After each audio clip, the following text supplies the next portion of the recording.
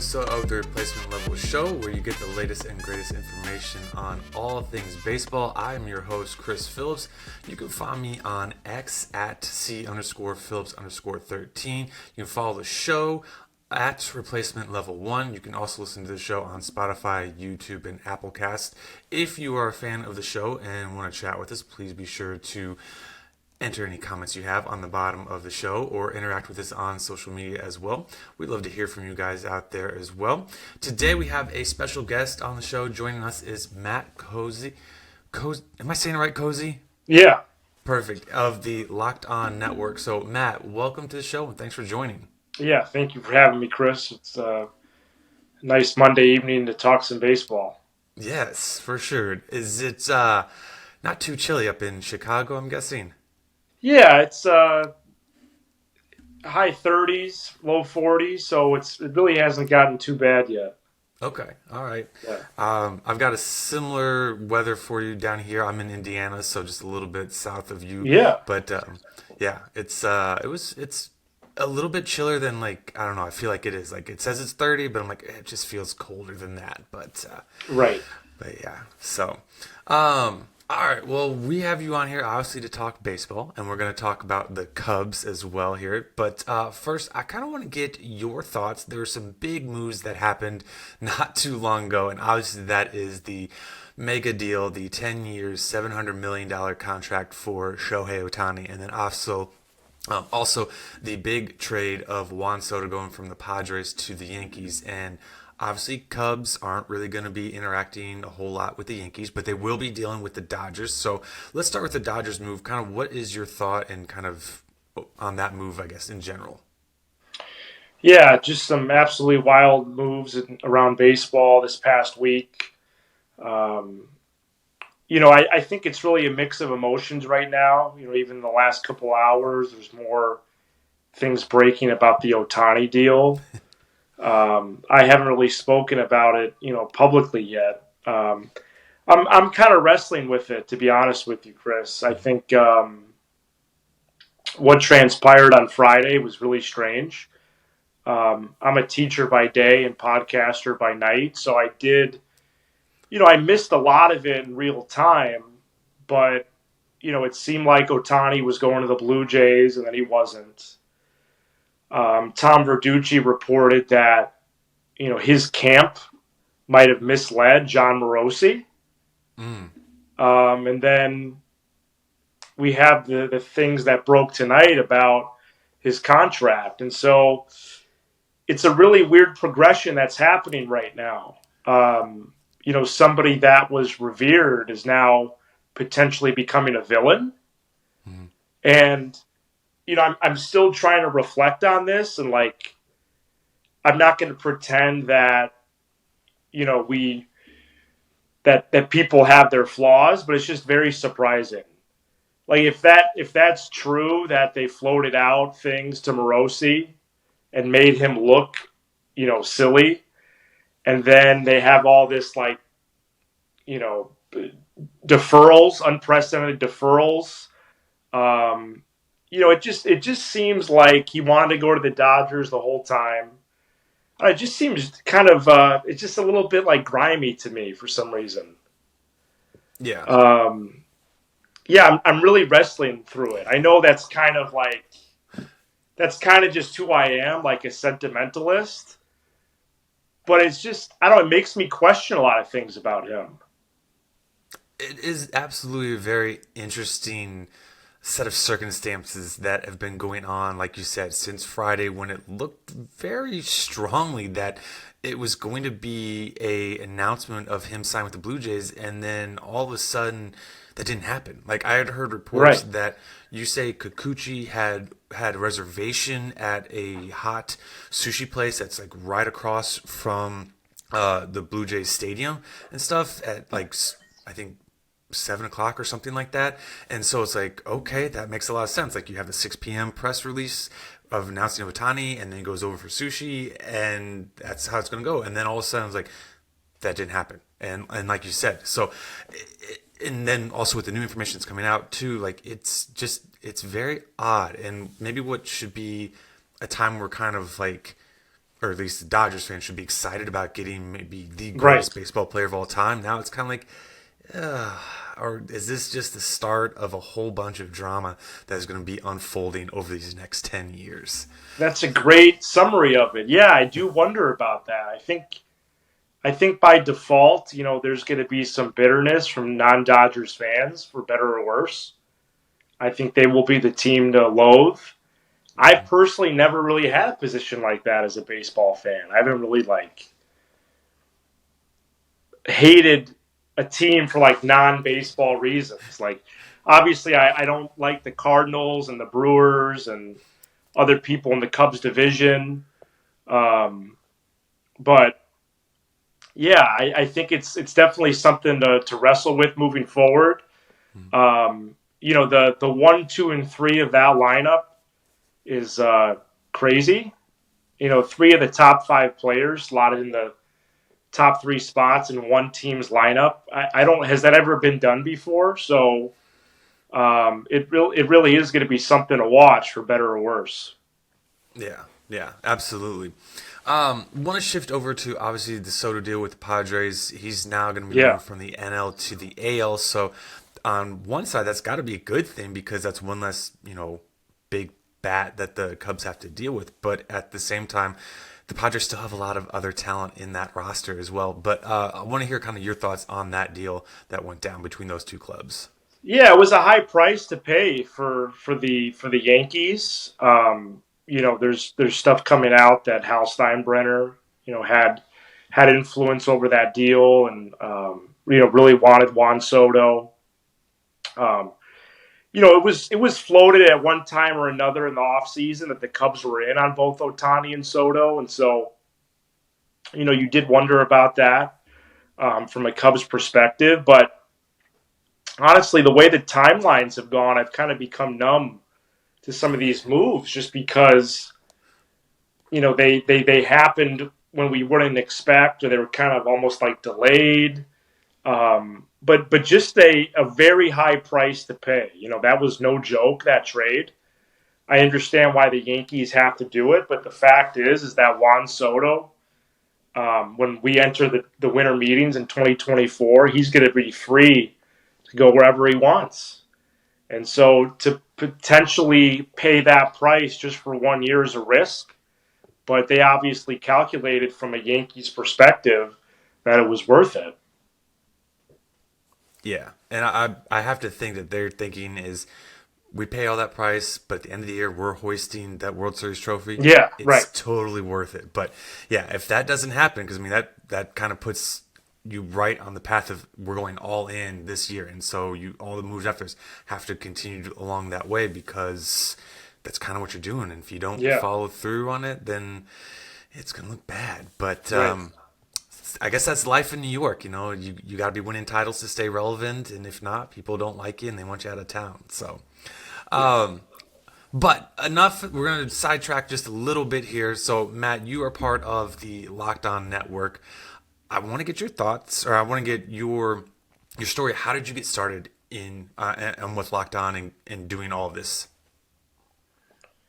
Yeah, so my podcast partner Sam and I launched our own show in the thick of the pandemic in August of 2020, and we did a show, weekly for about 30 to 40 minutes. It was mostly Cubs, but it was other stuff too. And we committed to a Sunday night recording time. We would publish Monday mornings, and we ended up doing that on a weekly basis for about 2 years. So we got a lot of reps. We did 92 episodes of that show. And, before I became a teacher, I was a reporter. I covered the Hawkeyes in the Iowa City market for a newspaper. I've been a radio and podcast nerd for a long time. So eventually, as Sam and I were getting all these reps, I knew we were doing a good show because he's very gifted at it as well. And just knowing the industry and listening to a lot of other shows, I knew we were producing something positive. It was just that no one was listening. I mean, literally, we were getting 60, 70 downloads a week, but we were very content. It was purely a hobby at that point. And then the host of Locked On Cubs, which I was aware of the Locked On Network, just knowing the industry like I do, and I would sample Cubs podcasts from time to time, just being a diehard Cubs fan. And the Locked On Cubs host left right after opening day in April of 2022, and I didn't think anything of it. I thought that they would have a host lined up in the third largest market, one of the most popular teams. So every now and then I would check the feed, and there was never any new shows, never any new shows. And so like June rolls around, and I asked Sam, like, "Hey, should we contact Locked On? Maybe we could take over the show." And so sure enough, we got in touch with them. We did a couple demos, and then we took it over in July of 2022. That is awesome. That is an Yeah, incredible story. yeah. Thank Um, you. I mean, talk about shooting your shot. Like, if you guys didn't do that, you may not be where you are right now. You'd still be doing your own Yeah, show, which sounds like it was great, anyways. But, obviously, this was a step up and everything. So that's pretty cool. thank you. That's really cool. So some also cool news that happened this off season is the Cubs got Yeah, a new manager. um, it is shocking. At least I was shocked by it. I didn't see it it was. coming. Just kind of give us your thoughts on it and kind of what you've heard from Cubs fans. It was a shock because the owner Tom Ricketts and the president Jed Hoyer gave David Ross a vote of confidence after the season. I think Sam and I in our show were more or less the leaders in the clubhouse when it came to criticism of David Ross. Most of it, in-game decision making. And, we wondered if he was going to be the manager of the next great Cubs team or not. And, Craig Counsell was a free agent. He was free to pursue whatever team he wanted. And we would casually talk about it on the show. And even last season during the year, we would cite Craig Counsell because he was someone that we admired. And it's clear that he was getting more out of the Brewers for his whole career. And, the Cubs were never floated as a possibility, never. When the news broke, that was the first time the Cubs were actually mentioned. So it was an incredible shock. I still remember that morning. I was actually homesick that day, and it was like it was Brewers or Mets, and Council's ready to pick. He's going to announce it today, and Brewers or Mets. And then there was like a period where somebody reported that um, he's picked his team. Not only has he picked his team, but guess what? It's not the Mets or Brewers. I didn't experience that like 20, 25-minute period because then after 25 minutes, it was, revealed that it was the Cubs. I believe Ken Rosenthal had it first. So it was a total shock, almost like you get up off your couch, you kind of pace around the family room, you call the Cubs fans closest to you. I was getting calls from the Cubs season ticket office. They got in full gear. Hey, do you want a 20-game package? Would you be interested in this? Whatever.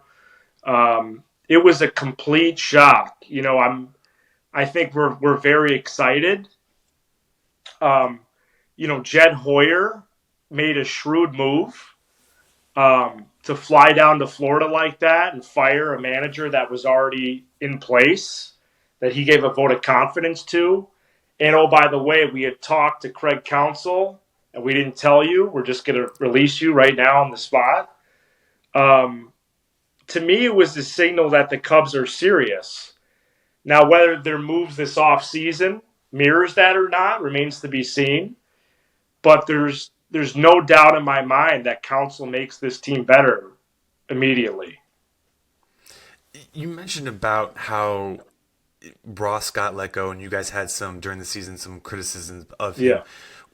Was any of what he did in his tenure here worthy of the point of getting released, like maybe this early in, or was it something like he's possibly, if he doesn't turn it around, he's going to be let go, or are we like, no, he really needed to go?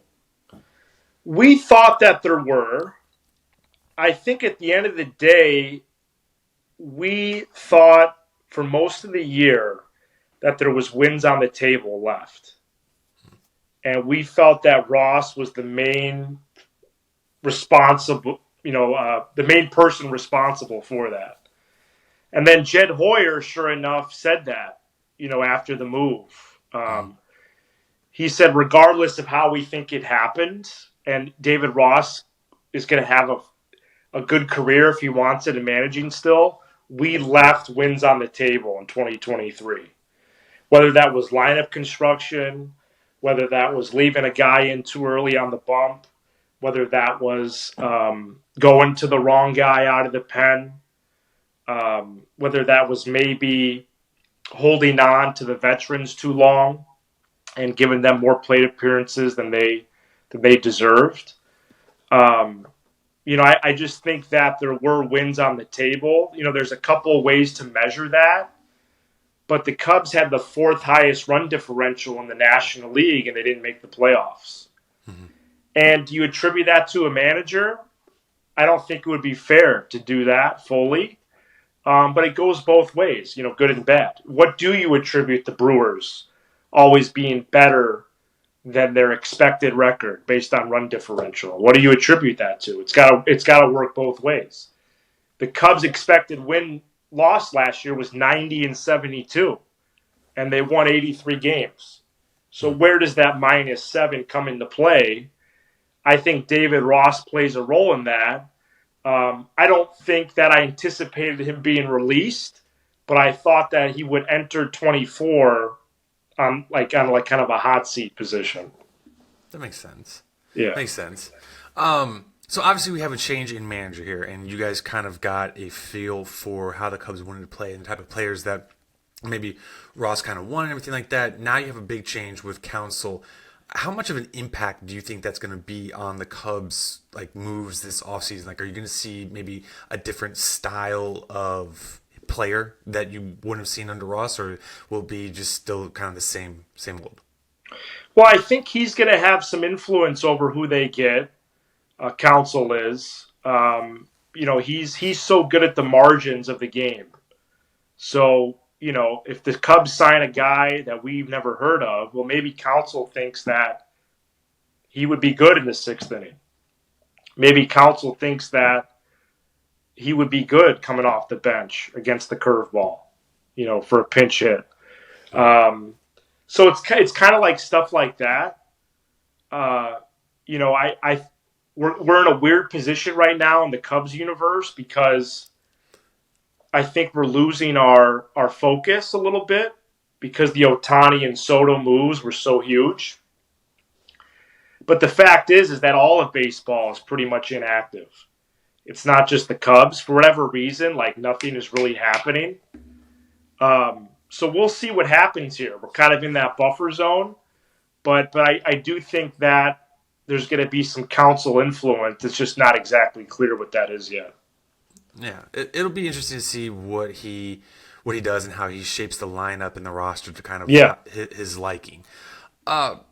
Obviously, every team has needs this offseason, but in your opinion, what are the two biggest needs that the Cubs have?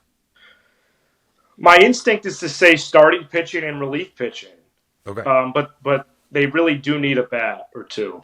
They have clear holes at the corners in the infield, and they have a center fielder waiting in the wings in Pete Crow Armstrong. But I don't think that if the Cubs are going to be in a contending position that he necessarily opens on March 28th with the Cubs. So positionally, you have first, third, and center. And then you need at least one more starter and then a reliever or two. So those are really the main needs right now. What are the chances that the Cubs are able to bring back Cody Bellinger and Marcus Stroman?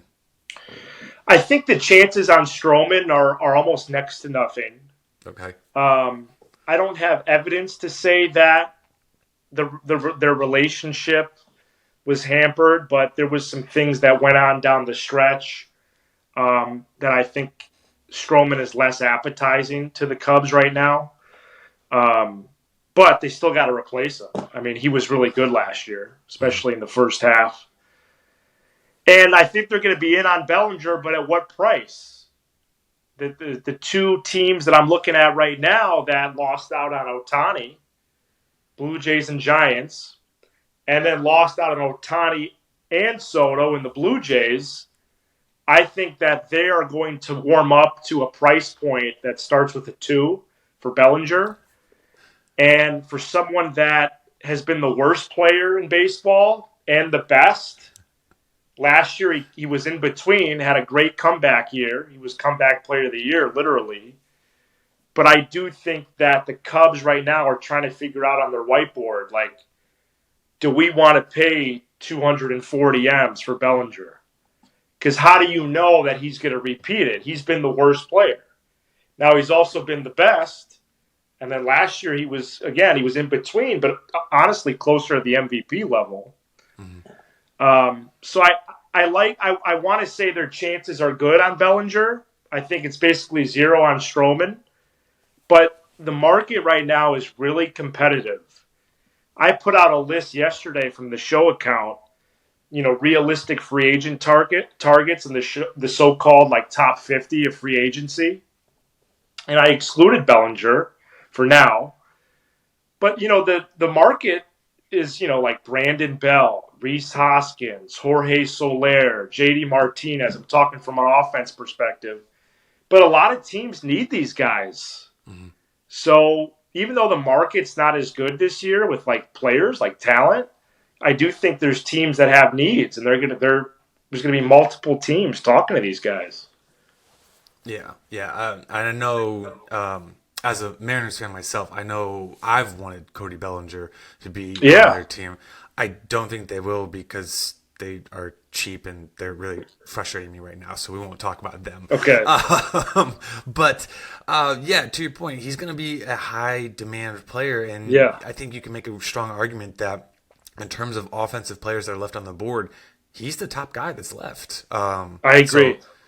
So he will definitely be in demand. So it'll be interesting to see if the Cubs want to, maybe outbid everybody. But you mentioned third base as another area of a need for them.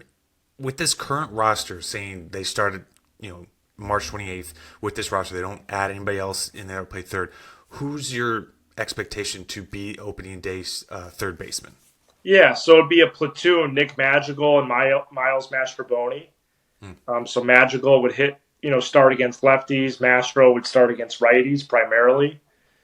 Then that would be a very light position to open the year. But, are you going to fill every hole in one offseason? I'm starting to think that you're not. It looks like they're more focused on first base to add. And so third base right now, I'd say Madrigal or Mastrobuoni. Now, the wild card here is Christopher Morel. I was going to ask about him. Can the Cubs find him a position? He's working right now at third in the Dominican Winter League. For whatever reason, he just hasn't gotten the footing correct. His footwork has been cited as the main problem over there because his arm he throws like literally 90 plus. So it's really not an issue of arm, maybe arm angle, but really it's the footwork and like working from the ground up, and he's just bad at it. So he DH'd almost all of last year. He's like more naturally a second baseman. He's actually looked good there. But if he could play third, that'd be huge for the Cubs. Yeah. I was going to ask about him just because he seems to be a jack of all trades for them, like a guy that they can have in for third for a game, and then the next game he can slide over to second or first or in the outfield. So it's just interesting because he seems to be able, at the plate, he seems to be able to produce. So it's just kind of interesting to see where he fits in with this roster. Some other guys that I'm curious your thoughts on their expectations heading into the seasons, because they all had pretty good years last year, would be Justin Steele, Adbert Alzolay, and then Javier Assad as well. What are your thoughts of them going into this upcoming season? Yeah, well, Justin Steele looks like a possible number one starter. Adbert Alzolay looks like a possible closer. And they might be in those roles for many years, and they might, anchor the next great Cubs team, which is exciting. Javier Assad is like a swingman right now. I do think he could be a starter. He had some great outings last year. Also proved to be effective out of the pen. Um, I think he's going to compete for a starting job in the rotation, as well as Jordan Wicks, who Mm-hmm. debuted last year too. Um, but they need to add in the rotation, so we'll see what kind of spots Assad and Wicks have.